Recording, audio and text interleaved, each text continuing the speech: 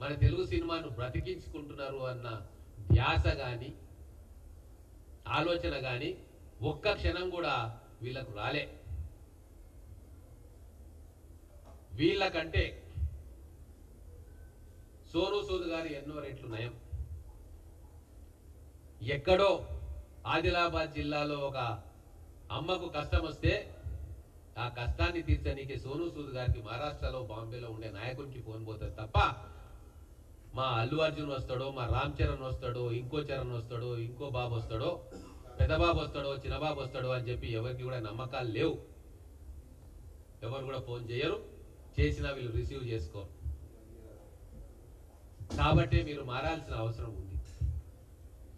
సమాజానికి మీరు ఏం తిరిగిస్తారో ఈ సంఘటనల తర్వాత అయినా మీ మీద వస్తున్న ప్రజా వ్యతిరేకత దృష్టిలో పెట్టుకోనైనా మీరు మారాలి. మీకంటే ఆడపిల్లలుగా సమంత గారు ఎన్నో సేవా కార్యక్రమాలు చేస్తా ఉన్నారు. ఆడపిల్ల అయిన మంచు లక్ష్మి గారు ఎన్నో స్కూళ్ళను అడాప్ట్ చేసుకొని కొన్ని వేల మంది పిల్లలకు చదువు చెప్తా ఉంది. ఇట్లా వాళ్ళు చేస్తున్న సేవ కూడా వందల కోట్ల రూపాయల పారితోషికం చేస్తున్న మీరు చేయట్లేదు. ఎందుకని అంటే మీకు మానవ సంబంధాల మీద, తెలుగు ప్రజల దుస్థితి మీద, లేకుంటే వాళ్ళకు వచ్చే కష్టాల మీద మీకు అవగాహన లేదు. మీరు మేడలో పెరిగినరు, చెన్నైలో పెరిగినరు, హైదరాబాద్లో పెరిగినరు, ఇంకెక్కడ పెరిగినరు, కానీ ప్రజలతో సంబంధం లేకుండా ఒక కృత్రిమ ప్రపంచంలో మీరు పెరిగినరు కాబట్టి మీ గాజు కళ్ళు, రాతి గుండెలు కరుగుతలేవు. సంక్షోభం వస్తే మళ్ళీ వచ్చి నటన చేస్తారు పబ్లిక్ ముందు. మేము చాలా గొప్పోళ్ళము, అన్యాయం జరిగింది, మేము చాలా బాధపడుతున్నామని చెప్పి ఒక ప్రకటన ఇస్తారు.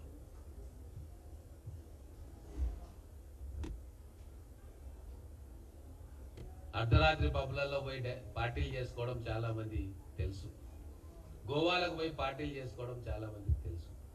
కానీ ఎవరైనా నిజంగా అభిమానికి ఆపద వచ్చింది అంటే ఎవరు రారు. ఇది చరిత్ర. నిజం నిజం నిప్పు లాంటిది, నిజం చేదుగా ఉంటుంది. కానీ ఆ నిజాన్ని ఈరోజు తెలంగాణ ప్రజలు, తెలుగు ప్రజలు మళ్ళీ ఒకసారి నిజం మీద దృష్టి పెట్టాల్సిన టైం వచ్చింది. ఈరోజు మీకు ఛాలెంజ్ చేస్తా ఉన్నా,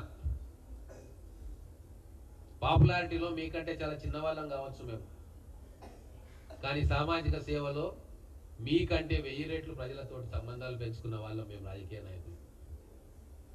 ఈరోజు మీ అందరికీ కనువిప్పు కలగాలని చెప్పి ప్రెస్ మీట్ పెడతా ఉన్నా. ఎందుకు 50 మంది సినిమా తారలు మనిషికి 20 స్కూళ్ళ చొప్పున ఎందుకు మీరు అడాప్ట్ చేసుకోరు?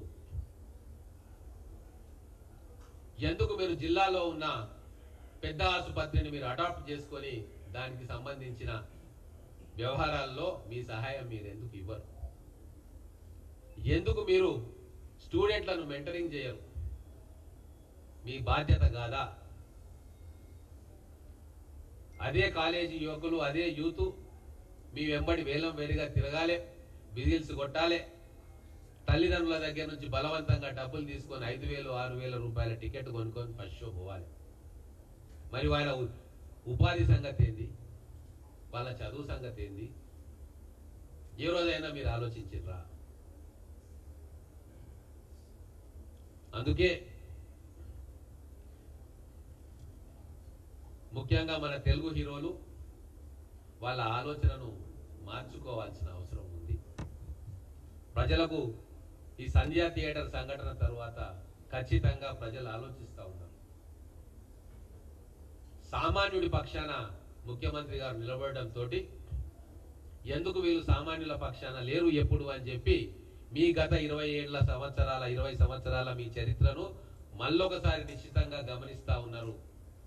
ఫ్లాష్ బ్యాక్ లోకి వెళ్ళి ఏ ఉద్యమంలో మీరు మా తెలంగాణ ప్రజల వెంబడి ఉన్నారు, ఏ భావాలతోటి భావోద్వేగంలో ఉన్నప్పుడు మీరు అనుకూలంగా వచ్చిండ్రు, ఏ పేదవాడి కోసం మీరు ఒక అడుగు ముందుకేసిండ్రు.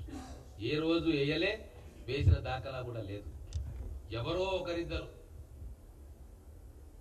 వందల వేల మందిలో ఒకరిద్దరు నిజాయితీగా ప్రజల కోసం ఏమన్నా చేయాలని ఆలోచన ఉన్నది తప్ప 90%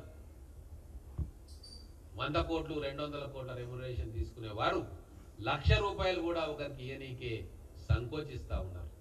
ఇది తెలంగాణ ప్రజలకు అర్థమైంది. అర్థమయ్యేటట్టుగా మా ముఖ్యమంత్రి గారు ఒక సామాన్య కుటుంబం పక్షాన నిలబడి అసెంబ్లీ వేదికగా ప్రపంచానికి చాటి చెప్పారు. ఇప్పటికైనా కళ్ళు తెరుచుకోండి. మీరు సంపాదిస్తున్న 100 కోట్ల 1,000 కోట్ల రూపాయలను మళ్ళీ సమాజానికి తిరిగి ఖర్చు పెట్టకుంటే మీరు ఖర్చు అయిపోతారు. ఆలోచించండి.